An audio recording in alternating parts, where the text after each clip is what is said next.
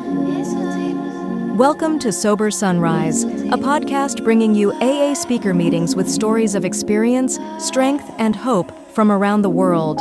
We bring you several new speakers weekly, so be sure to subscribe. We hope to always remain an ad-free podcast, so if you'd like to help us remain self-supporting, please visit our website at sober-sunrise.com. Whether you join us in the morning or at night, there's nothing better than a sober sunrise. We hope that you enjoy today's speaker.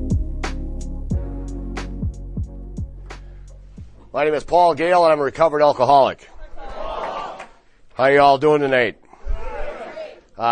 They told me before I came down here to speak tonight, they asked me if I minded being recorded.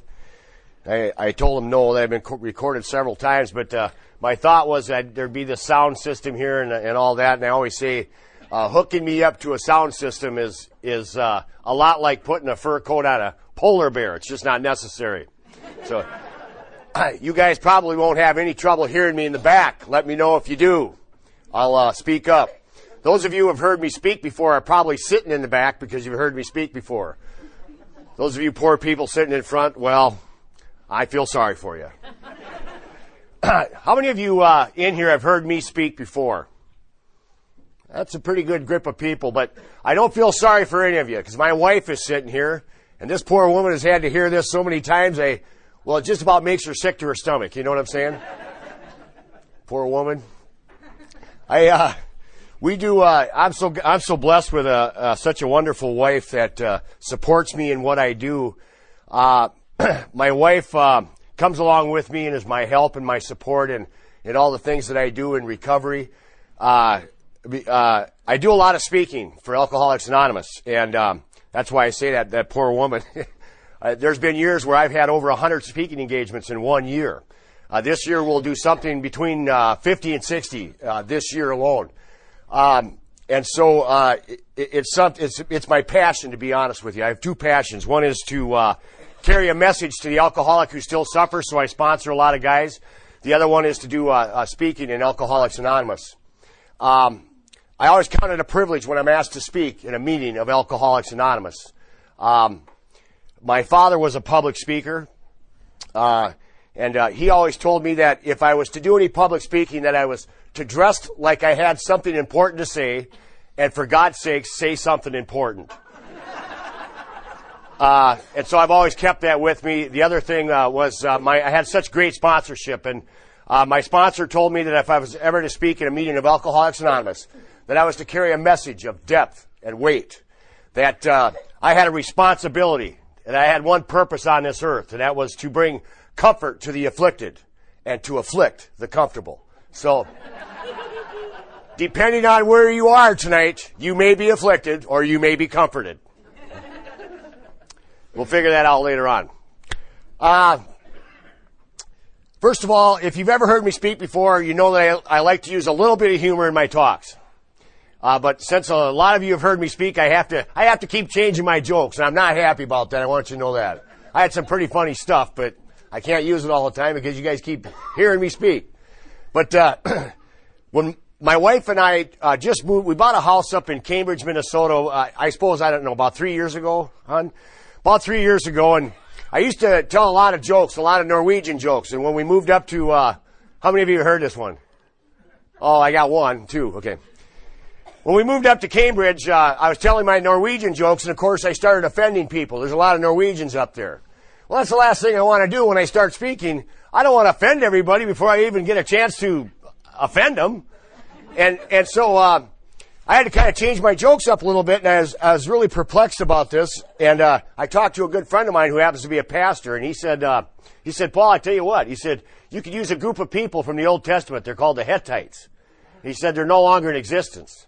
He said, so you could use them as the brunt of your jokes, and you won't offend anybody. I thought that's a great idea.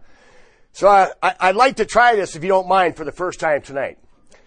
So there's these two Hittites standing on top of a hill.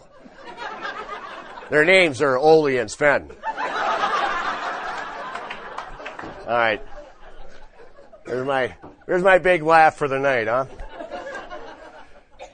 I want to thank Jim for inviting me to speak here tonight. I I always find it to be such an honor whenever I'm asked to speak. By the grace of a loving and all-powerful God, I am nothing short of a miracle standing before you here today. And that's why I'm always so honored and privileged when I get an opportunity to speak in Alcoholics Anonymous. Now, I'm not going to bore you with some long drunk-a-log. I don't do that. I know a lot of people do that, but I tell you enough so that you can identify with me that I am an alcoholic. But I don't think me talking for 45 minutes about how drunk I was and about 5 minutes of hope and about 10 minutes about what it's like now, I don't think that's appropriate for Alcoholics Anonymous, to be honest with you. I was told to carry a message of depth and weight, that I was to carry a message to the alcoholic who still suffers, to carry some hope, and that's what I intend to do here tonight, and that's what I always do, or I try to anyways.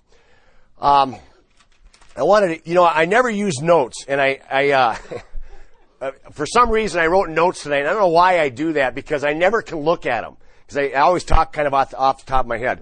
One of the things that I wanted to say tonight is what I really appreciated tonight was the prayer that was said before a meal tonight. I can't tell you how rare that is today in Alcoholics Anonymous and how much of a shame I think that is. I'm so glad that we bowed our heads in prayer tonight to a power greater than ourselves, which I call God, which the big book calls God, and I don't make any bones about that. And so I like to say, let me start out like this. This thing, alcoholism, most misunderstood malady on the face of this earth. Misunderstood by our court systems. Misunderstood by our society. Misunderstood by our families and our employers. Misunderstood by the alcoholics ourselves. And so I want to talk just for a moment about alcoholism. What is it? It's a spiritual malady. It manifests itself in two ways. Obsession of mind and allergy of body. My obsession of mind tells me that it's going to be different this time. That this time I'm not going to lose the wife, the license, the job, the home. That this time I'm not going to hurt the people that I love most in life. That this time I'm going to drink like a gentleman. That's what my obsession of mind tells me. Now my allergy of body, once I take that first drink and that warm feeling enters my body and I'm at comfort and ease with the world at that moment, I'm off to the races. I don't know when it's going to stop.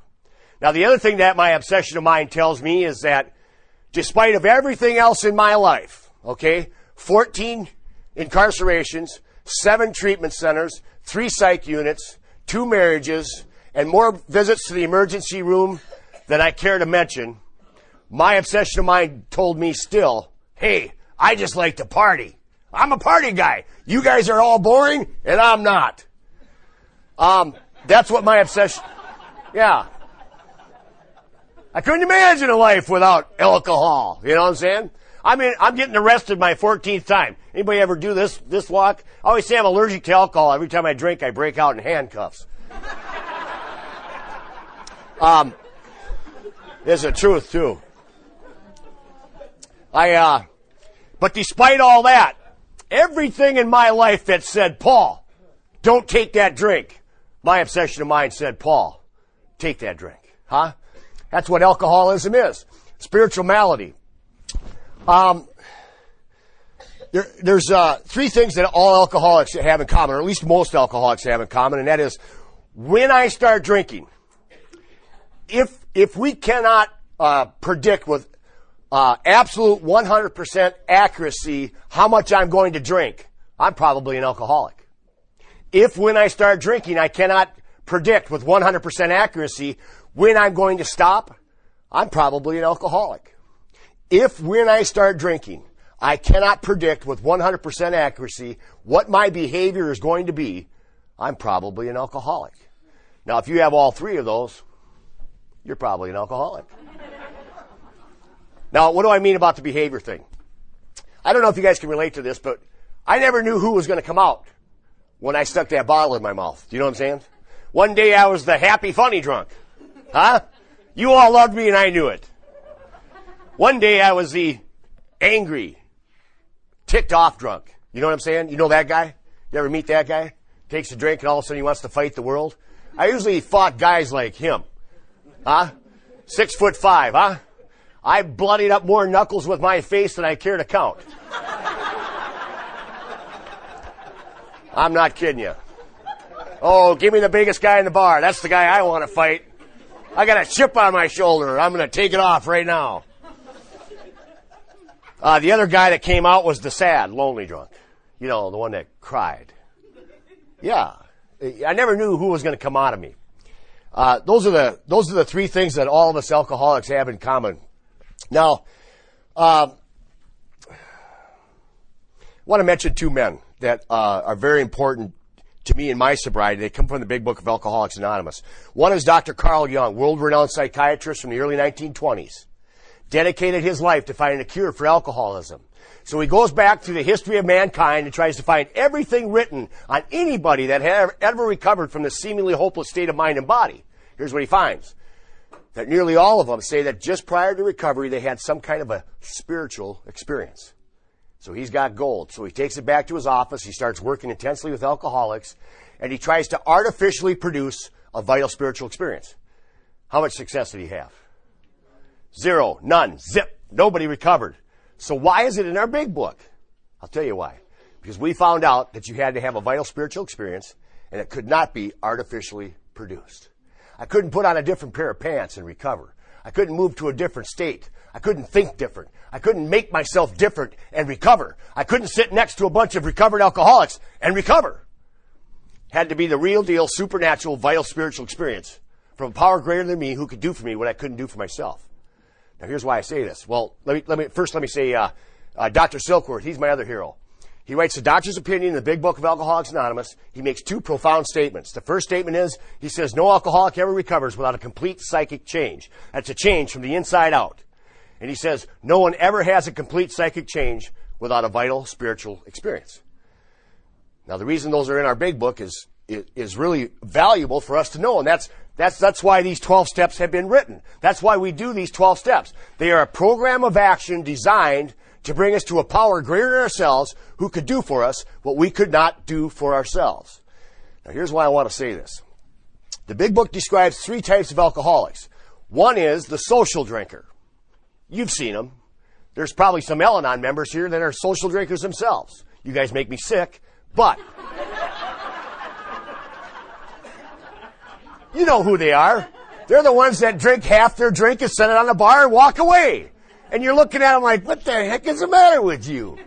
Who does that? Alcoholics don't think like that, do we? No, I'm over there trying to sip her drink now. You know what I'm saying? Free drink, what the hell? The other one the second one it describes is the hard drinker. Now, the hard drinker looks a lot like an alcoholic. They have trouble in their life. They get a DWI. They fight with the wife, maybe get a divorce, maybe even lose a job. But there's a big difference. Given sufficient reason, the hard drinker can quit on his own. Given sufficient reason. A new marriage, move to a new location, get a new job, decides that's it, I'm done, and he stops. Now there's the third alcoholic. The real alcoholic is what the big book calls him. That's who I am. The real alcoholic. The real alcoholic, almost without exception, cannot quit drinking on a non-spiritual basis. That's what the big book says, and I believe it. And I'll tell you why I believe it in a minute. Here's why I say this. In Alcoholics Anonymous today, we have some hard drinkers in our meetings. You're welcome here. Come on in, have a cup of coffee, sit around, hang out. That's cool. But do not let hard drinkers dictate who we are as Alcoholics Anonymous. And I'll tell you why, because the hard drinker can quit on a non-spiritual basis. He's the one that doesn't have to work the 12 steps. He's the one that doesn't have to find a power greater than himself. He's the one that can go fishing with his buddies and recover. Now, why this is dangerous is because we got some of these hard drinkers in our meetings telling us how to run AA. You don't need them 12 steps. Let's go fishing. You'll be fine. Well, I'll go fishing with you about 3 times and I want to stick a gun in my mouth. Or drink, one or the other. Now, here's why I say all this. Let me give you an example. In the world of recovery, we hear a lot of things, and they're not all true. One of them is, and you'll even hear this in Alcoholics Anonymous today, and you'll hear, Well, he could have quit drinking if he really wanted to. Really? I don't believe that. I'll tell you why I don't believe it. I'm going to give you an experience from my own life. It was late in my drinking career. I had burned through 2 of my marriages. I had lost my job. I had lost my place to live. My children were pulled out of my life. I have 3 boys. I was deemed too irresponsible to father my own children. I managed to stay sober on pure fear for about 2 months. How many know we can do that? Real alcoholics. We can hang on for dear life, painfully get 2 months of sobriety, can't we? So I did that. I went to a couple AA meetings, sat next to some people who had recovered, and figured, well, I'll get this thing that way. Didn't work. But what happened was I managed to get 2 months of sobriety on pure fear. I convinced my ex-wife, who was codependent, if you can believe that I was now better and I could have my children back in my life. So she lets me have my 3 boys. They come over on a Friday night. We play games. We have fun. We wake up Saturday morning. I cook them breakfast. We're laughing and joking. We play basketball all day. Now, all 3 of my boys are taller than me, but I always win because I play a game called Prison Rules. You can do that when you're dad. You know what I'm saying?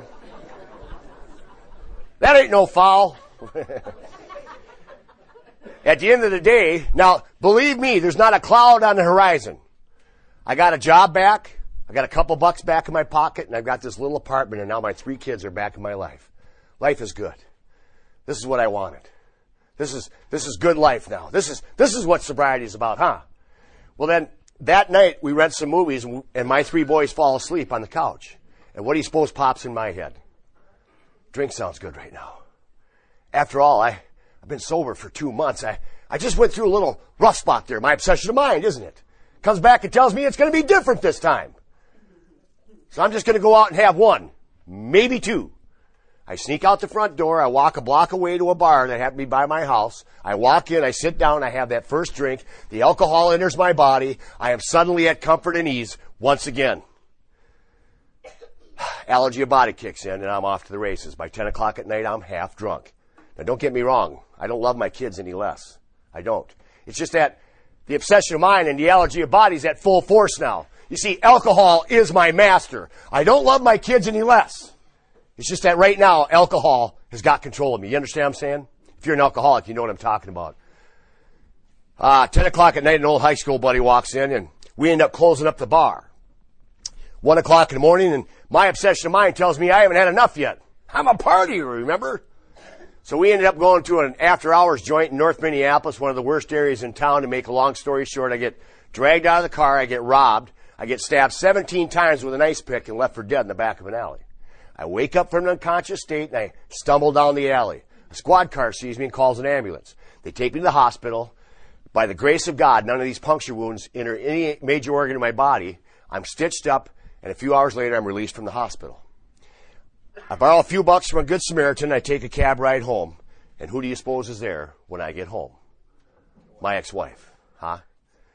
Now, I don't know if you guys can relate to this or not, but the look of disgust in my ex-wife's face. What's the matter with you? You couldn't quit drinking for 1 night. You just got your kids back. What's wrong with you? Huh? How about the look of disappointment in my children's eyes? Dad, we just got back in your life. What's the matter with you? Now, as my kids were being dragged out of my home that night, I want you to know that I fell to my knees and I cried like a baby. What's the matter with me? Why do I do this? I didn't intend to do this. I was just going to stop for 1. I don't want to lose another wife. I don't want to lose another child. I don't want to lose another job. God, why do I do this? Please. I quit. I'm done. Now, how many of you know that I meant that with every fiber of my being? You know it because you're a real alcoholic and you've been there. I did not want to take another drink. Now, how many of you know that within 1 week, I could not bring up with sufficient force the pain and misery of a week ago, and I was drunk again? Don't tell me that wanting to stay sober will keep me sober. It won't. Don't tell me that consequences will keep me sober. They won't.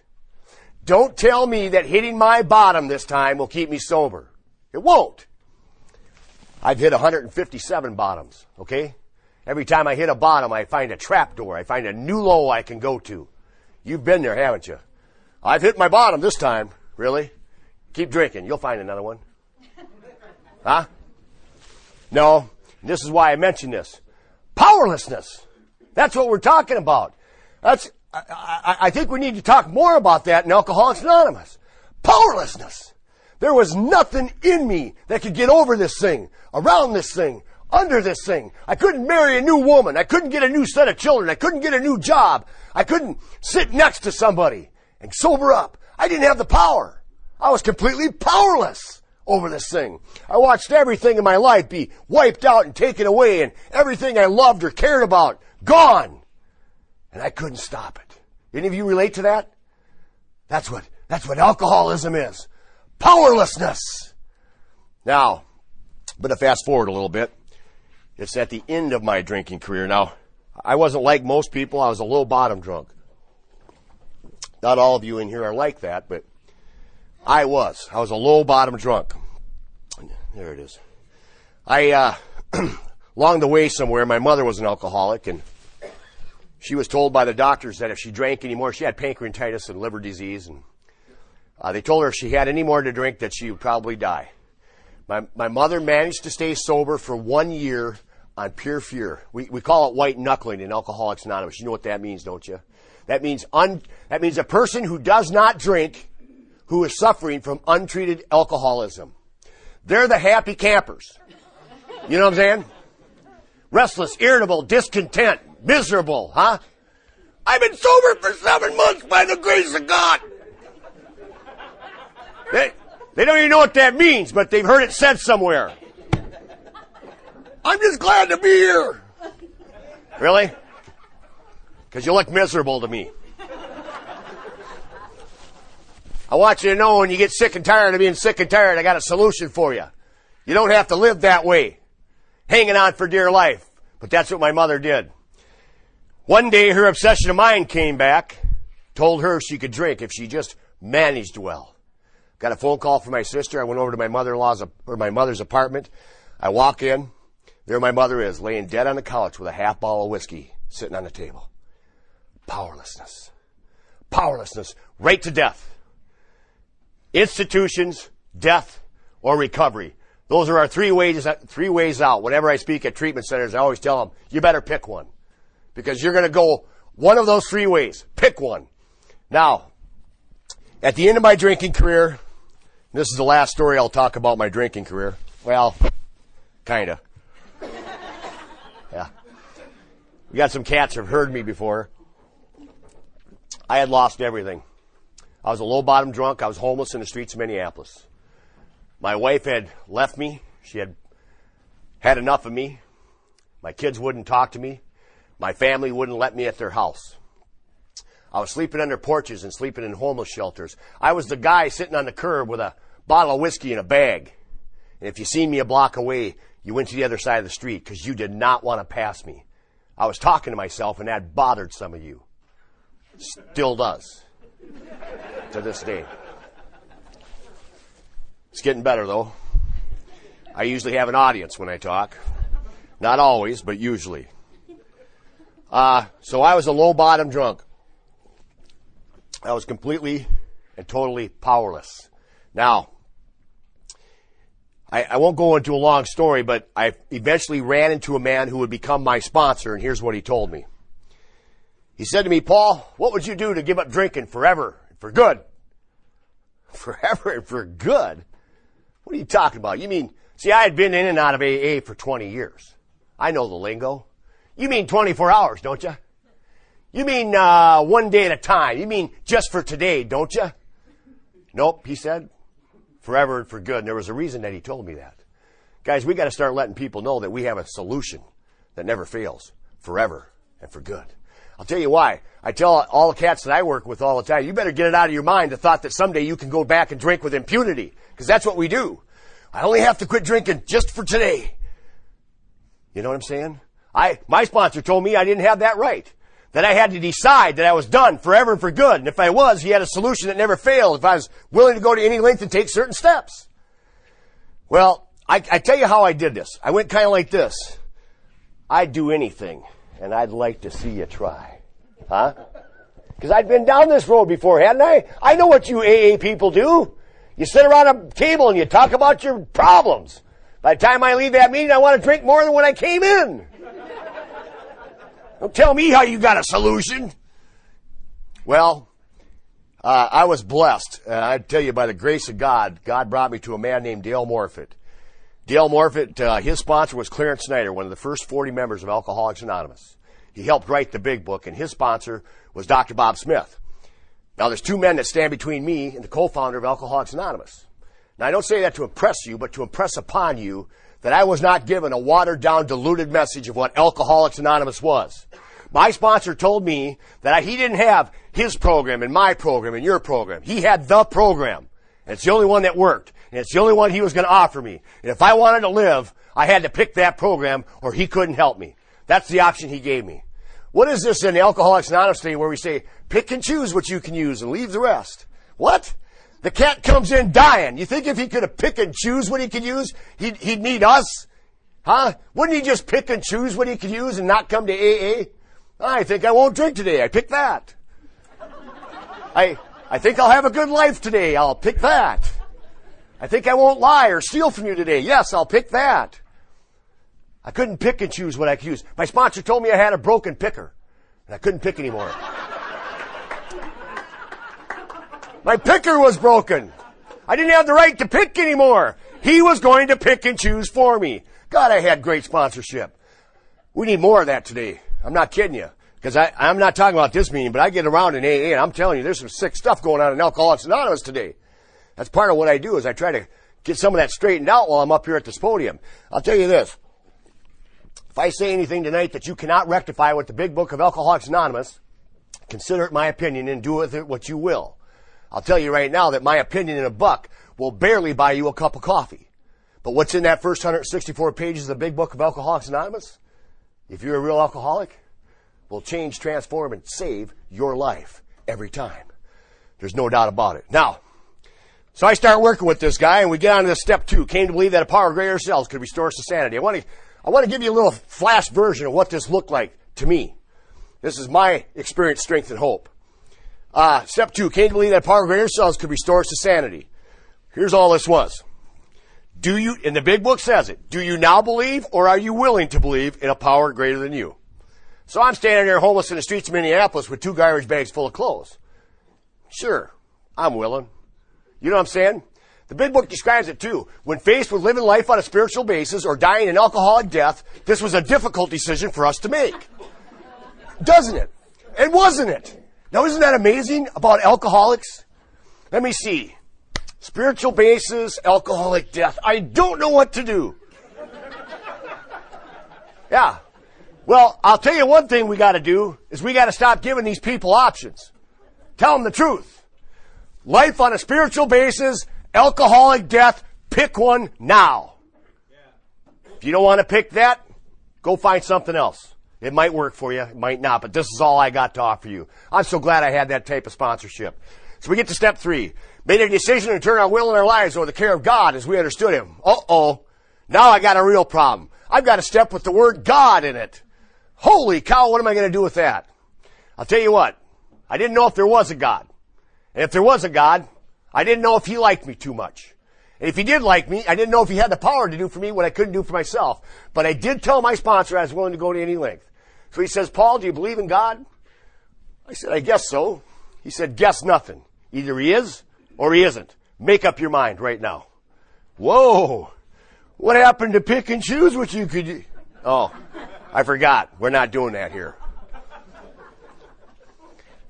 Okay. I say He is. So He made me get on my knees. Now, I want you to know the other hard problem I had with this. I don't know if you can relate to this, but there I am standing there homeless with 2 garbage bags full of clothes. And the only thought in my mind was, if I turn my will and my life over to God, He might screw up my life somehow. Yeah. You know what I'm talking about, don't you? I know what this life is. It's painful and it's miserable, but it's familiar and I know how to navigate that. But this spiritual life, I don't know what that looks like, and it scares the heck out of me. Huh? He might make me some monk on top of a hill, and I'm convinced I'm not going to be happy. I wouldn't like being a monk. I don't like the clothes they wear. I was never a sandal guy. You know what I'm saying? But here was the deal. I had to look at my options. Here's what my sponsor told me my options were. That to this point in my life, I had been living on self-reliance. I had to make a choice whether to be God-reliant or self-reliant. And I had to make that choice now. Now, self-reliance, look where it had gotten me. Homeless in the streets of Minneapolis. Dying of this thing called alcoholism. I guess I had just enough hope in my sponsor telling me he had a solution where I was willing to get on my knees and say, God, take my will in my life, even though I don't want to give it up. Take it from me anyways and teach me how to live. That's how I was to pray. And it made a difference in my life. So we get on to step 4. Made a searching and fearless moral inventory of ourselves. How come? My sponsor told me these were the areas in my life that were blocking me from a relationship with God that I so desperately needed, who could do for me what I couldn't do for myself.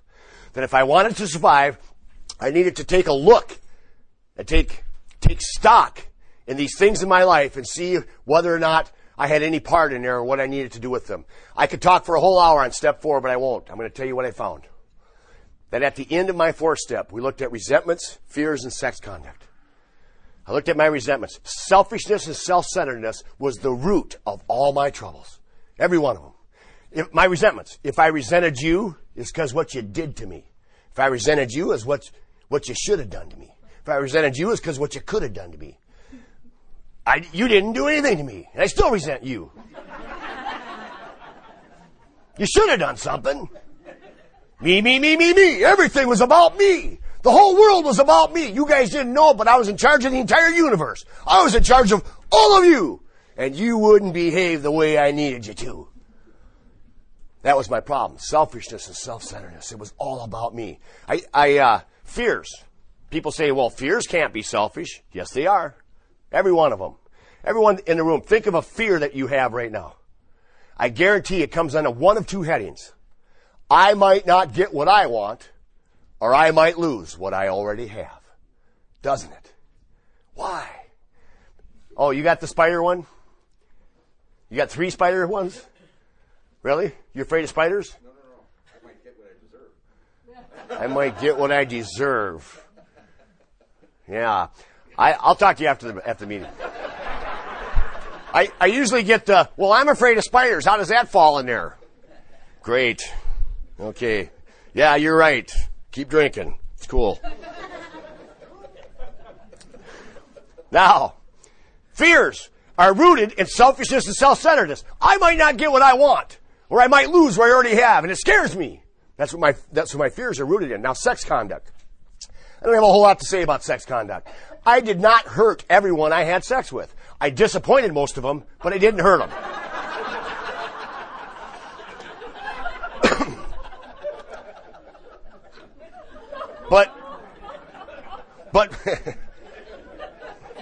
But when reviewing our sex conduct, all we were looking for is, had I harmed anyone? Was I selfish, dishonest, inconsiderate? Did I unjustifiably arouse jealousy? And then what I'm supposed to do with that on the other side is ask God to show me the right way to do this. That's all it is. It's as simple as that. Resentments are the same thing. What was my part? You know what I'm saying? I had a part. Now, some people say that some people had done some things to me that I had no part. And it's true. They have justifiable resentment, right? How about when I was abused as a child? Isn't that justifiable? Here's the problem with that. I'm resenting someone who did something to me 30 years ago.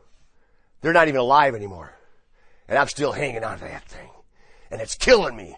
Now I have to make up a choice. Huh? Do I want to be free or do I want to be right? My sponsor told me that I didn't get a choice in this. That if I wanted to be free, I couldn't be right. And I'll tell you another thing about this resentment. When does it become my responsibility? When I carry it for 30 years and it's not going on anymore. I have to decide. Do I want to sober up or do I want to hang on to this resentment? You want to be free? Let it go. Okay. Sorry, I got all fired up there.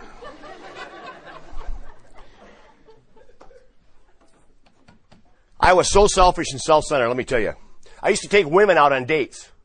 And I'd go on and on and on about me. I'd say, enough about me. Let's talk about you. What do you think of me? Yeah. Yeah. Oh, yeah. It's all about me. Me. Yep. So I get to my fourth step. I find out that I'm selfish and self-centered at the core. Have no clue how I'm going to get rid of this, but the big book tells us we must get rid of it or it kills us. It uses those strong words. And if you notice, after kills us is an exclamation point. It means it, and I believe it. I believe that my selfishness and self-centeredness was the root of my spiritual malady, and it was killing me. And if I wanted to be free, I must lose this thing. And the big book says it's almost impossible without the power of God to lose this selfishness. And I believe that today. I want you to know that. Now we move on to step 5. Minute to God, to ourselves, another human being, the exact nature of our wrongs. So I say to my sponsor, hey, why do I got to do this? I mean, God certainly knows him. I know him. Why do I got to admit him to another human being? He says, pride, Paul. You need to humble yourself. You need to tell the truth to another human being. You need to look him in the eye and tell him the truth about yourself. Now, by the end of my drinking career, here's what I was. I was a liar, a thief, and a drunk. Huh? But if you were, for instance, I'm homeless on the streets of Minneapolis and I run into somebody I haven't seen in 7 years and he says, Paul, how's it going? What do you suppose comes out of my mouth? How do we all know that? It's going great. Never better. Got a job coming up in 2 weeks. Got a couple bucks I can borrow till I get my first check. Huh? I've got 3 of my original teeth and I'm down to 140 pounds, but I'm beating women off with a baseball bat. Yeah. Yeah. Well, and it's no different for any of us. If I was to ask any one of you in here privately, so tell me about yourself. Well, I'm a liar and a thief and a drunk. You wouldn't do that, would you? No. I like slow walks on the beach. Little puppy dogs and kids. I'm a great guy. You know what I'm saying? That's what we want to show. Why? That's my mask. You see, I wear this mask. I have all my life. It's the mask I want you to see. What I want you to see out here is smart, bright, funny, strong, talented. Huh? That's what I want you to see. But what's going on inside of here? Scared, full of fear, sad, depressed, frightened. That's what I am inside. That's what I was inside. Huh? Scared to death, selfish and self-centered to the core. That's what I was. So I had to admit that to another human being. I had to look him right in the eye. I'm a drunk, and a thief, and a liar. The only time I do anything good is so that you'll see me and say what a great guy Paul is. Not because I give a rat's ass about you. That was the truth. Now, it's not pretty, but it's where I was. And I had to tell the truth on myself. Now, I didn't start out this way, guys. How many of you know that this spiritual malady has a few causes in our life? We go down the hill physically, right? Mentally, emotionally, and morally, don't we? Huh? Can you identify with that? Yeah, when I was 18, they'd say, you're an alcoholic. I'd say, I'm no alcoholic. I'm just a partier. Huh? I might be a partier, but I'm no alcoholic. Huh? About 5 years later. Okay, I'm an alcoholic, but I'm no liar. Huh? I'm going to tell you something. By the time I was homeless on the streets of Minneapolis, I was lying about everything. Huh? I was telling women I was an FBI agent. Yeah, I'm just undercover here. They don't let us carry any money on us either. So you're going to have to buy the drinks, okay? Oh, yeah. All right, I might be a drunk and a liar, but I'm no thief, huh? About 10 years later, I was stealing your wallet and then help you look for it. You know the type of guy? Yeah. No, I ain't seen your wallet, but I'll sure help you look for it because I'm a great guy like that. You know what I mean? No, see, I couldn't get my outsides to match my insides. And that's what that fifth step was about. It was about humbling myself to another human being. And I'm going to tell you this, and you're not all going to like this. We send too many people to priests and the church for this. We don't need to be. I'll tell you why. My sponsor made me tell him my fifth step. Why? Because I had to humble myself. I had to tell another human being that I was going to see again all the stuff I had done. That was humbling myself. I mean, you know, and I don't want to hammer this too much because some of us feel the need to go to a priest. That's fine. But if we're going there because we want to hide, be careful of that. Okay? Yeah, I'm going to go see a priest in Nantucket. Don't even know where it is. Never been there before, and I'll never be there again. That's where I'm going to humble myself. You get the difference? I just want to throw that out there. Now don't start hating me. Jim invited me. Just remember that. That's all I'm saying. Thanks, Jim. So I did my fifth step and I got honest for the first time in my life. I told the truth on myself for the first time in my life. I said what I was, and it wasn't pretty, but it's who I was. Now, we get to step 6. We're entirely ready to have God remove all these defects of character. Which ones? The ones we admitted in step 5. The ones we wrote down and discovered in step 4. The ones that are going to free us from the bondage of self. That's what the big book talks about. That says spiritual malady. Now, we were entirely ready to have God remove all these defects of character. In the areas that I wasn't entirely ready, I was to get on my knees and ask God to make me ready. Huh? Too many times in Alcoholics Anonymous I hear, well, God must not want to take that from me. Yes, He does. Believe me, it's ugly and He wants you to lose it, okay? No, it's what I do. I'm not willing. I'm going to tell you something. God won't take something that we're not willing to give up. Big book says we need to get entirely ready. Now, I'm not saying that comes overnight because it doesn't. But it comes over time. If we're working a proper 10, 11, and 12 step, they start moving from us. I'll tell you that. I'll explain that in a minute. We were entirely ready. Now, I'm going to tell you another thing. My sponsor told me that this is the step that separates the men from the boys. Now, it was real easy for me to give up certain things. Yeah, God, if I could not get pulled over drinking and driving anymore, that'd be a good one. Yeah, take that one, would you? But how about my ability to manipulate you with my words? How about my ability to tell you half-truths and to put myself in a good light? Was I willing to get rid of that? How about my ability to look at a beautiful woman across the room and do whatever I wanted to with her in my head? Was I willing to get rid of that? Oh, geez, now you're getting why does that got to do with anything? Because what I think is what I am. Okay? Who we hiding from?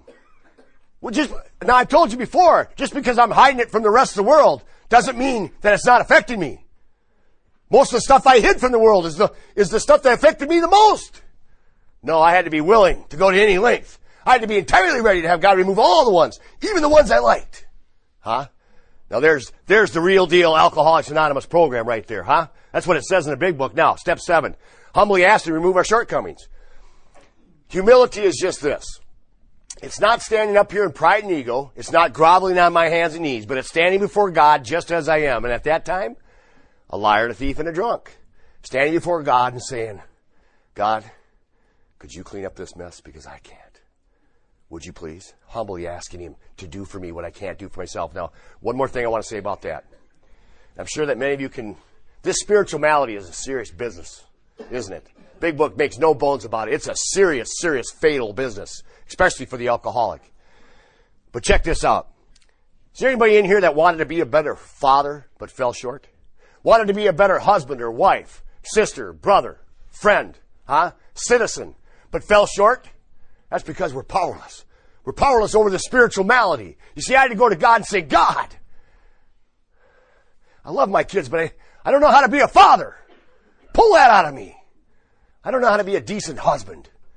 I don't know how to be a decent friend. I don't know how to do this. Help me. That's my step 7th prayer. God, help me. That's what it is. This is not a self-help program. This is a God-help program. Always has been. Always will be. Always should be. We got too many cats doing the self-help deal. It's killing us. It's killing a lot of people. But we'll talk about that in a minute. Okay. Step 1 is admission. Step 2 through 7 is submission. I'm to submit to a power greater than me. Step 8 and 9 is restitution. I'm now to go back and clean up the wreckage of my past. Step 8, we made a list of all persons we had harmed and became willing to make amends to them all. Willingness is the key. I had to become willing to make amends to all these people. Now, some people get too far ahead. Well, I don't know if I can make amends to, are you willing? That's the question. I'm not going out and making the amends. I'm becoming willing. In the areas that I wasn't willing, I was to get on my knees and ask God to make me willing. Now, what about the people that had harmed me more than I had harmed them? Was I willing? Now, some people will tell me, well, I can't forgive that. No, you won't forgive that. There's a difference. And here's the difference. Do you want to be free? Or do you want to be right? You got to make your mind up. This is your life. You're the one that's dying, is what my sponsor told me. You want to be free? Or you want to be right? You go ahead and be right. You can be right and carry that bottle right to the grave with you. Die right. Or you can let this go. Ask God to remove it from you. Ask God to make you willing, and you can be free. You make up your mind. That's what my sponsor told me. Thank God I had that kind of sponsorship. Hardcore, real deal, Alcoholics Anonymous sponsorship. He didn't offer me an easier, softer way. He didn't tickle my ears with what I wanted to hear. He told me things that made me uncomfortable. Thank God he made me uncomfortable. He afflicted the comfortable. You know what I'm saying? Yeah, that's a good thing too. It's a funny thing too, isn't it? So I became willing to make amends to them all in the areas that and there were some people. My mother was one of them. She was an alcoholic. She was very abusive emotionally, sexually, and physically. How was I going to forgive that? As I began to grow spiritually, I began to see that I was spiritually sick and that I wanted forgiveness for so much that I had done. I began to see my mother as a spiritually sick person. And I began to treat her as I would a sick friend. That's what the big book says. Is this easy? No. Simple? Yeah. Simple, not easy. That's what the big book says, and I believe it. I was willing to go to any length, and so I was willing to even forgive my mother, who at one time in my life I said was unforgivable. Now I can tell you today by the miracle of and the power of God in these 12 steps, my mother's dead now, but I love her. I wish she was here. I'd hug her, and I'd say, Mom, it's okay. You did the best you could. You're an alcoholic, and you didn't have a solution like I got. I wish somebody would have carried that message to you, Mom, but they didn't. I feel more pity for her now than I do anything. Pity and love, as I would a sick friend. You get what I'm saying? What a change has transformed over me because of these 12 steps. Step 9, made direct amends to such people wherever possible, except when to do so would injure them or others. Here's how I had to do these. I had to walk right up to the guy that I stole the wallet from and spent 3 hours helping him look for it. Hey, I want you to know when I stole your wallet and helped you look for it, it was wrong. Here's the $40 that was in it. If there's anything else I can do to make this right with you, I want you to know I'm willing. Humility. That's what this step is about. Humility. Humbling myself before another human being. You know what I wanted to do? But I was a really bad alcoholic back then. But I'm a lot better now. I'm living life on a spiritual basis. I'm really a great guy. That's why I'm coming here giving you $40. You can see that, can't you? Sure. I wanted to look good. My sponsor told me that I didn't have the selfish, self-centered right to look good. That wasn't the business of this 9th step. That this 9th step wasn't about telling him what he did, telling him how wonderful I am. It was about telling the truth on myself. This is what I did. It was wrong. Here's how I make it up to you. You get what I'm saying? That's how my sponsor made me do these. It was painful, but it was humbling. I grew up during that period of my life. I grew up. I had to look other people in the eyes and say, this is what I did to you. I'm sick about it. Let me make it right. I had to clean up my own past, Now, I hear in AA a lot, this thing a lot, it just kills me. I'm just doing a living amends. I'm living different today. Well, that's great. But you know the woman I stole the VCR from doesn't want to know that I'm not stealing VCRs. She wants her damn VCR back. You know what I'm saying? And she has a right to it, doesn't she? Yeah. I don't get to just not steal VCRs. I got to go give her VCR back and tell her I'm sorry. Right in the face. Humbling. That's what it is. Now, if you look at this,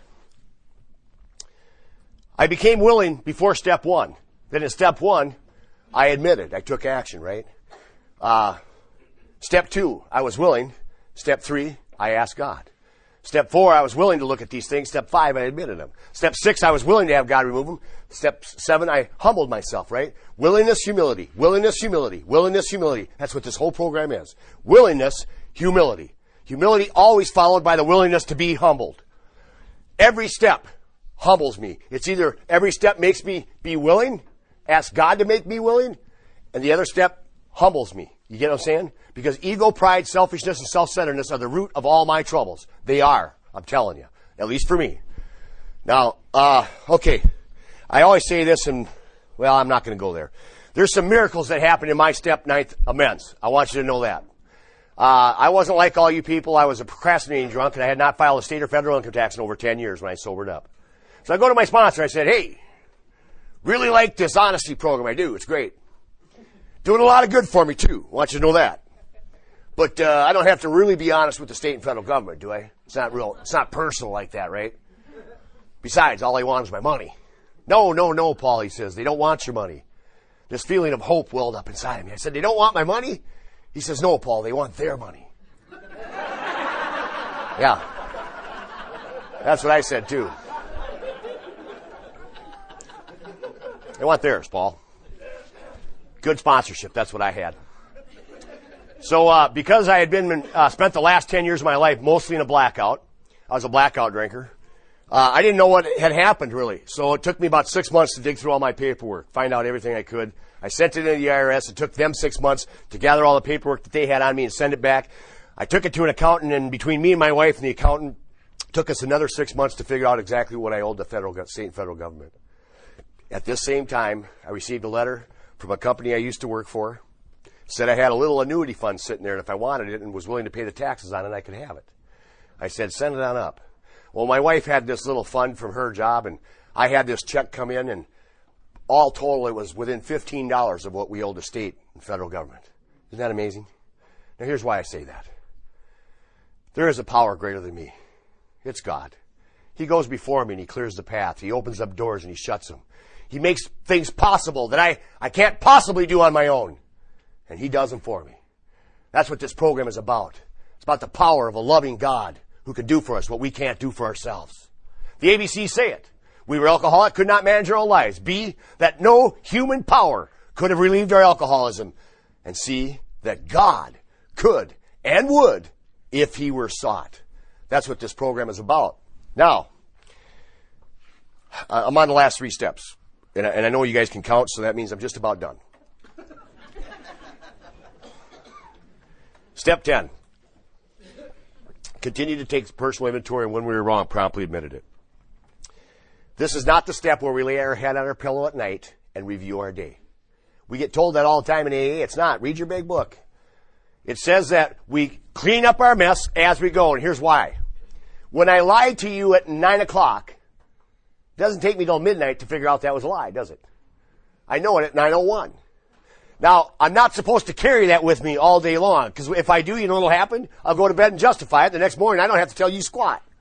I just won't do it again. I'll do a living amends. You know what I'm saying? No, I had a sponsor who said, no, you won't do that. So when I lied to you at 9 o'clock, and I turn away and my gut goes, ooh, that was a lie. You know, your conscience comes back when you stop drinking. Oh, I hated that. This feeling in my gut that said that was wrong. So now I got to go back to you and I got to say, what I just told you, that was a lie. I was wrong, and here's the truth. Now, do you know how humbling and painful that is? Well, here's what it was. When I sobered up, I was such a liar, it was pathetic. I lied about everything, even without alcohol in me. I lied about everything. Huh? So this is one of the first things that God had to pull out of me, and here's how he did it. As I worked these steps of step 10, and every time I had to go back to her, sometimes 5 times in the same day, and go, sorry, I did it again. Here's the truth. I become less willing to go through the pain that it takes to humble myself. You know what I'm saying? Now, about 2 weeks into this thing, I was like, I'm not saying that. Here's the truth. I'm not even going to lie, because it becomes too painful. You know, I always say this. You know what my problem was when I first sobered up? Selfish and self-centered to the core. You know what it is today? Selfish and self-centered to the core. Here's the difference. Today, my pain tolerance is much lower. I am not willing to withstand the pain that it takes to live selfishly and self-centeredly. Back when I sobered up, I could take this stuff for weeks and months at a time. Huh? But today, I can stand it for about 20 minutes, and I got to hit my knees to the floor and say, God, help me to do what's right here. Do you know what I'm saying? I'm less willing today. That's by the power of God in these steps. Now, I want to just say something on step 10. I rarely read when I speak, but I want to get this out. We vigorously commenced this way of living as we cleaned up the past. What does that mean? We start living on 10, 11, and 12 as we do step 9. That's what we're supposed to be doing. We're supposed to live on these steps daily. Then it says, It is easy to let up on the spiritual program of action and rest on our laurels. We are headed for trouble if we do, for alcohol is a subtle foe. We are not cured of alcoholism. What we really have is a daily reprieve contingent upon the maintenance of our spiritual condition. Every day is a day when we must carry the vision of God's will into all our activities. How can I best serve thee? Thy will, not mine, be done. These are thoughts which must go with us constantly. When was the last time you heard that in an AA meeting? I hope you hear it every day. We should be talking about this stuff. This is the solution to our spiritual malady. Now, step 11. I went blah, blah, blah. Step 11. I know that I love to talk, and sometimes I talk too much. I understand that. But I started going to this new 12-step program for people who talk too much. Have you guys heard that? It's called On and On and On. And I just finished my 5th step. I'm feeling a lot better. I'm using a lot less words to say the same thing. So, getting better. It's great. Really working for me. Step 11. Step 11. Sought through prayer and meditation to improve our conscious contact with God as we understood Him, praying only for the knowledge of His will for us and the power to carry that out. What a powerful step, isn't it? Are we talking about that? We need to. What a powerful step. You know, when I sobered up, I had the genie in the bottle, God. You ever hear Him? God, get me out of this one, and I promise. I'm sitting in a jail cell. God, get me out of jail, and I promise you, God, bring my wife back, and I promise, God, get my wife out of here, and I promise, It goes both ways depending on what mood I'm in that day. But I found out I had to lose the genie in the bottle, God. That I had to start praying actually for His will to be done, not mine. I'll give you an example of that. When I sobered up, my family wouldn't talk to me. My kids wouldn't talk to me. This broke my heart. I love my boys. Wouldn't talk to me. I used to pray this prayer. God, please bring my kids back into my life. I was told that was selfish and self-centered. I was told that, would you take your children and drop them off to a sick alcoholic's home and say, here, take care of my kids? Of course you wouldn't. Why are you asking God to do that for you? Here's why I had to learn to pray. God, even though my children won't come back in my life and they won't talk to me, would you please take care of them in my absence? Would you bring a man into their life who would be a figure for them to look up to, who could show them how to be a man, respectable, loving, kind, And God, could you work those things in me so that if I ever do get my kids back, that I can be the father that you have called me to be? You think that was easy for me? Tears rolled down my face as I said prayers like this. But I want you to know something. I grew up when I had to start saying prayers like that. Doesn't matter what I want. I lost the privilege of having my kids in my life. They're a privilege, not a right. I thought everything was a right. I have a right to my wife. I have a right to my kids. I have a right to my job. I found out when I sobered up that they were privileges. And I lost those privileges. And it was up to God whether or not He was going to give me those privileges back. But what I had to ask for was the ability to get through these without blaming others. Loving them, knowing they hurt as much as I do. And asking for God to do in their life what I couldn't. Boy, what a difference this made in my life. This is what we're supposed to be doing in step 11. And this is the last thing I'll read, I promise you, because I don't like reading anyways. Here's what it says. When we retire at night, we constructively review our day. Were we resentful, selfish, dishonest, or afraid? Do we owe an apology? Have we kept something to ourselves which should be discussed with another person at once? Were we kind and loving toward all? Have you ever asked yourself these questions every night? You can't ask yourself these questions every night and stay the same. We will spiritually grow when we're asking ourselves the hard questions. Were we thinking of ourselves most of the time? Or were we thinking of what we could do for others? Of what we could pack into the stream of life? These are tough questions, aren't they? This is Real Deal Alcoholics Anonymous, Step 11, by the book. What I'm supposed to be doing every night. If I'm doing this, I'm going to grow up. Or I'm going to drink. Or I'm going to stick a gun in my mouth. Those are my 3 options. Now, in thinking about the day ahead, we face... Oh, no, I don't want to read that one. We usually conclude the period of meditation with a prayer that we should be shown through all the day what our next step is to be, that we be given whatever we need to take care of such problems. We especially ask for freedom from self-will and are careful to make no request for ourselves only. Yeah. Is that easy? No. Hardest thing I've ever had to do is learn to pray like this. But I want you to know the value that I've received out of this. Selfishness and self-centeredness was killing me. God, relieve me of the bondage of self. Self is what kills me. And how do I lose this selfishness? I become selfless. I start caring about you. I want to say this. You want to be loved? Go love somebody. This old adage of, well, you can't love others unless you love yourself. Not true. I loved myself way more than I loved you. I promise you that. In fact, my self-love was killing me. No, what I had to say was, God, show me how to love this person. Huh? When I began to love others, I began to love myself. Huh? You want to get help? Go help somebody. You want to be understood? Go understand somebody. You want to be loved? Go love somebody. I've had it backwards my whole life. The big book makes it clear. This is what we do, and we get free. Now, I'm on step 12. Finally done. Get that nut off the podium. All right, step 12. Whoops. See if I wrote anything down. I told you I don't usually use notes. Step 12. Having had a spiritual awakening as the result of these steps, we try to carry this message to alcoholics and practice these principles in all our affairs. I'm going to tackle the principles first. Did you know there's a principle behind every step in the big book of Alcoholics Anonymous? And here they are. 1 through 12. Here's the principles behind steps 1 through 12. Honesty, hope, faith, courage, integrity, willingness, humility, forgiveness, justice, perseverance, spirituality, and service. Those are the 12 principles behind the 12 steps. That is how I'm supposed to live my life every day. Not just here. Not just when I'm sitting in a church pew, but at work, at home, when I'm in the line at the grocery store, when I'm in traffic that's moving 10 miles an hour on a 65 mile an hour highway, coming to a dead stop, and I can't figure out why. Sorry, I blew up. Okay, now, the first part of this step, which is probably the most important thing that I'll talk about tonight. Having had a spiritual awakening as the result of these steps, we tried to carry this message. What message? Did you hear that? Having had a spiritual awakening as the result.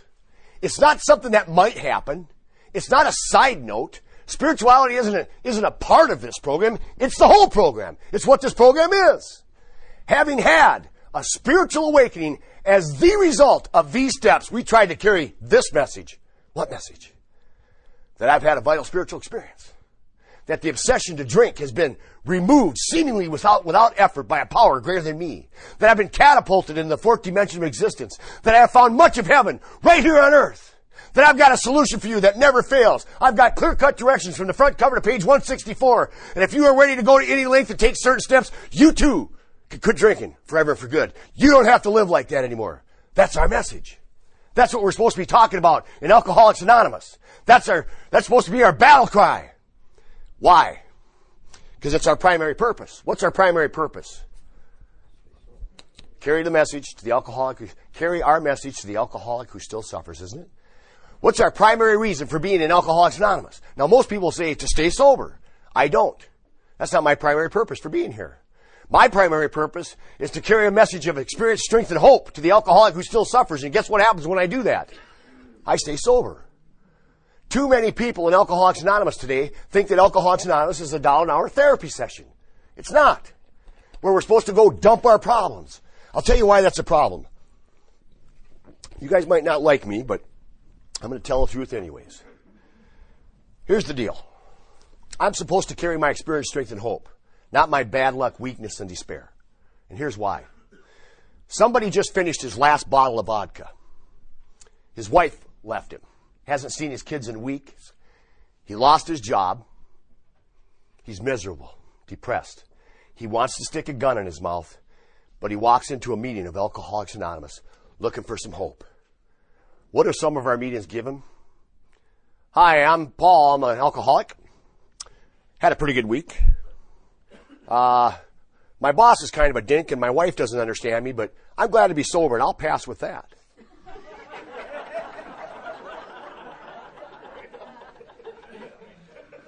Are you kidding me? Is that all you've got?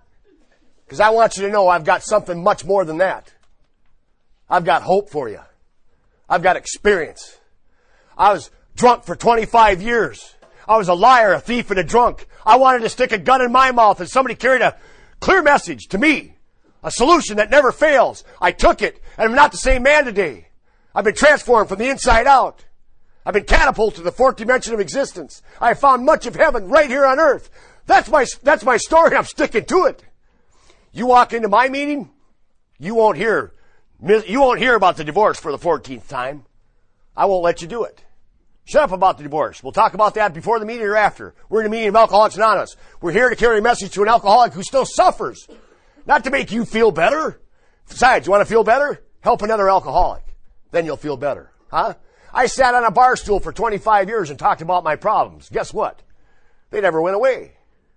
I came into Alcoholics Anonymous and was taught the real deal. I started talking about the solution, and they all went away. I have found an answer to all my problems. All of them. That's what the big book says, and it's been the experience of my life.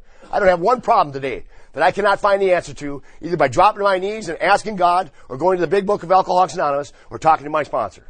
That's the truth. Now, I'm just about done. Blah, blah, blah. Okay. I'm going to wrap it up here. I'm a God guy. Okay? I'm not ashamed of it. I won't make excuses about it. I'm not afraid of it. I'm a God guy.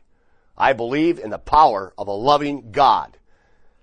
That's Alcoholics Anonymous. God is mentioned over 200 times in this book. Why do I hear so many times, and not here, but in AA in general? Oh, don't bring up God. We don't want him to feel uncomfortable.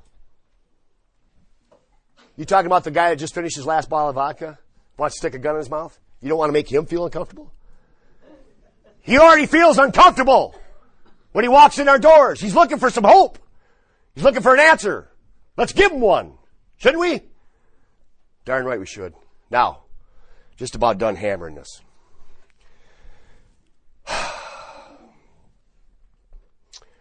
I hear this a lot in AA. You guys got to understand that for 20 years, I walked in and out of AA, and I never heard. I only read the steps off the wall. I never heard that there were clear-cut directions. I never heard that there was a solution that never failed. I never heard that. I heard about your ex-wife, and I heard about your divorce problems. I heard about the problems you're having at work, but I never heard the solution. Now, I don't blame you, good-meaning, well-intentioned people who were not told the correct Alcoholics Anonymous. They were given a watered-down version of what AA is. But if you look in your big book, it doesn't look nothing like that. These cats did not get together once a week and talk about their problems. They got together once a week for one purpose. That was to bring another member who was still suffering into that meeting so that they could help this man survive alcoholism. And this is why it's so important. We've got the only solution in the world that works. Now, she mentioned it when she spoke. I'm going to tell you something. I could not find God in a church pew. Some people can. We don't have the corner market on God. Some people find him in a church pew. Some people find him in prison. Huh? Some people find him on a jail room floor. I couldn't. I needed to find him in AA through these 12 steps. When I took these 12 steps, the miracle happened. I moved towards him and he disclosed himself to me. The simple, most important fact of my life today is that God has entered into me in a way that I could never have dreamed possible. That's the truth of what Alcoholics Anonymous did for me. Now, this thing about God, honest to God, I've actually been in meetings where they've asked me not to talk about God. We don't talk about God in here. There's a AA sign right on the wall. What do you mean we don't talk about God in here? We don't want people to feel uncomfortable. No, you'll sit at a table with them. You'll share a cup of coffee with them. You'll watch them die, but you don't want to make them feel uncomfortable. We got to stop doing that. Let's tell the truth. Here's what they did in early AA in 1939. If 100 men and women came into AA, 50 of them would leave because they couldn't handle the spiritual way of life. 50 that stayed recovered. The 50 that left, 25 of them would come back because alcohol, the great persuader, would persuade them that they had no other option, and they came back and grabbed onto what we had, and they recovered. That gave them a 75% success rate. You know what our success rate is worldwide in Alcoholics Anonymous today? Somewhere between 5 and 10%. And that breaks my heart. There are so many alcoholics out there dying, it's just pathetic. And we've got the only answer and the only solution, clear-cut directions in the world that works. We should be screaming it from the mountaintops. Now, I'm just about done, I promise you. Got like 2 more things. As we're sitting in our meetings. Now, treatment centers. I'm going to touch on this a second. The land of 10,000 treatment centers in Minnesota, right? Now, here's the problem. Treatment centers are great. Don't get me wrong. I work at 2 of them, so I'm not opposed to treatment centers. In fact, I love them. You know why? Bunch of cats sitting in there that are suffering, sick and tired of being sick and tired. They're looking for some hope. You know what I do? I run in there and grab them. Hey, I'll be your sponsor. Come on. I'm going to take you to an AA meeting. You know what I'm saying? I ain't afraid to do that. I know I'm saving their lives, right? That's what I love about treatment centers. It gives them you know what they used to do in 1939? They used to pick these guys up out of the gutter. They used to go to insane asylums and grab these guys. They used to call hospitals and priests and try and find these guys. These were the low-bottom drunks of society. Society had given up on them. And nearly all of them recovered by this simple program of the 12 steps. They had a 75% success rate with the most horrific cases known to mankind. Why don't we have those successes today? I just suggest that we need to get back to what they were doing. And I'll tell you what my results have been. I sponsor between 20 and 30 men a year. I'm just going to hit this little thing on sponsorship, and I'll quit. The reason I can sponsor 20 to 30 men a year and work 2 jobs and have 50 to 60 speaking engagements a year is because I'm not your doctor. I'm not your lawyer. I'm not your marriage counselor. Huh? That's called practicing medicine without a license. I'm not that. I'm your sponsor. My only job is to get you through the steps, to get you to God, who can do for you what I can't do for you. If I couldn't save me, I guarantee I can't save you. But I can get you to the one who can. And that's God through these 12 steps. That's my only job. Now, a couple things that we need to stop telling newcomers. Oh, you got to be sober for a year before you can start sponsoring somebody. Would you stop saying that? It doesn't say that in the book. Abby Thatcher was 2 months sober when he carried a message to Bill Wilson. Bill Wilson was 6 months sober when he carried a message to Dr. Bob Smith. Dr. Bob Smith was 14 days sober when he carried a message to alcoholic number 3. You know why these guys were staying sober? They were working the 12 steps. They were going out and helping drunks. Let these guys do that, will you? Get them through the steps. Now, the other thing that I'll say about sponsorship is stop telling these guys to take their time going through the steps. Easy does it. Are you kidding me? They're dying. Quit telling them easy does it. But you tell them to take a year to go through these steps, 6 months they're out of here drinking because the obsession of mind has come back and it hasn't been removed yet. And you're saying, well, they must have not wanted it. No, you didn't offer it to them.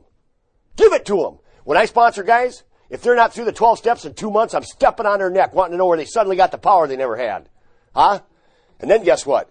When they're sober 2 months, there's 4 qualifying factors. Had to have gone through all 12 steps, had a vital spiritual experience, had the obsession to drink removed, and living life on a spiritual basis. If you meet all 4 of those requirements, you are sponsoring somebody. And if you're one of my sponsees, probably in about 2 months, you're sponsoring another man. Now you can say, oh, Paul, you can't do that. You'll kill somebody. No, I haven't killed anybody. Here's what I tell them. Keep your opinion out of it, because that'll kill everybody. It will. Stick to the 12 steps. Stick to what's in the front cover to page 164, and you can't hurt anybody. And you wouldn't believe the success we've had. I tell you right now, this is not made up. I sponsor 20 to 30 men a year. I've sponsored over 100 men. And over 75% of them have recovered and are sober, happy, joyous, and free. The same statistics they had in 1939. Now, is that because I'm real special? I'd like to think so, but it's not. It's because I'm doing what they did. How many times do we read in our meetings? Rarely have we seen a person fail who has thoroughly followed their path. And then that's the last words you hear about that path. Now we're going to have a feelings meeting or a topic meeting. If you were a car, what kind of car would you be and why? Are you flipping kidding me? This guy over here just finished his last bottle of vodka and thinks he's in an insane asylum. Okay. I'm just about done beating you up. All right, guys. I'm going to say this. I get passionate about the 12 steps of Alcoholics Anonymous. I get passionate about getting back to these 12 steps because it saved my life. I'm a miracle standing here before you, and I do this out of love. I told God if he could sober this mess up, I'd spend the rest of my life doing whatever he asked me to do. And what he's asked me to do is he's asked me to sponsor men and to speak and to tell the truth in Alcoholics Anonymous. And that's what I've been doing. I'm going to leave you with this. I have 3 sons. All of them chemically dependent. Chip off the old block, you know what I'm saying? 2 of them are in recovery, 1 of them's not.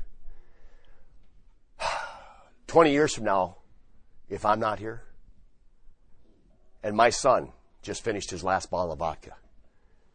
His wife just left him and he hasn't seen his kids in weeks. He just lost his job. He wants to stick a gun in his mouth and he walks into your AA meeting looking for some hope. What will he hear? Will he hear hope? Will he hear there's clear-cut directions? Will he hear that there's a solution and he doesn't have to stick that gun in his mouth and he doesn't have to drink again? Please, I'm begging you. If we don't get this thing turned around, he won't hear nothing like that. This thing needs to stick around. You know why? How it needs to stick around?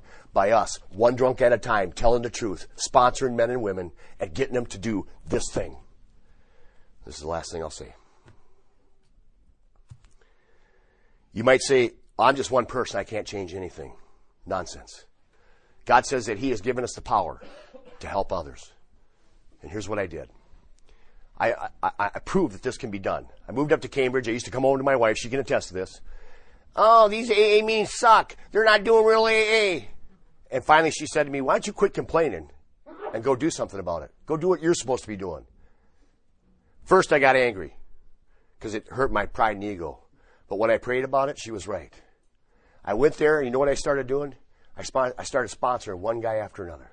1 man at a time, telling him how to do this thing and then making him go out and get another guy and doing it. I used to go to other people's AA meetings and find the newcomers and I'd go up to them and I'd say, do you have a sponsor? Nope. Do you know you need one to be here? Nope. Yeah, you do, and I'm your sponsor. Did you know that? No. Yeah, I'm your sponsor. You got your big book? Let's get going. And guess what? Sometimes they believe me and they actually do it and they recover. I'm not kidding you. You can ask my wife and you can ask, I got sponsees in here that'll tell you that. I do. You guys, we got to stop sitting there. We say attraction rather than promotion. That's true. But we can go out and get these cats. They're in the treatment centers all over the place. They're in halfway houses everywhere. They're in detox wards everywhere. Let's stop sitting in our meetings hoping against hope that somebody that really wants it and really needs it will walk in and sit in our meeting where we got 100 people with 25 years of sobriety. Let's get out there and find these cats. Tell them there's a solution, that they don't have to live this way anymore, that we've got the answer that never fails. Yeah. That way, someday, when my son does finish his last bottle of vodka, he's got hope that any AA meeting he walks into, he'll find an answer. I love you guys.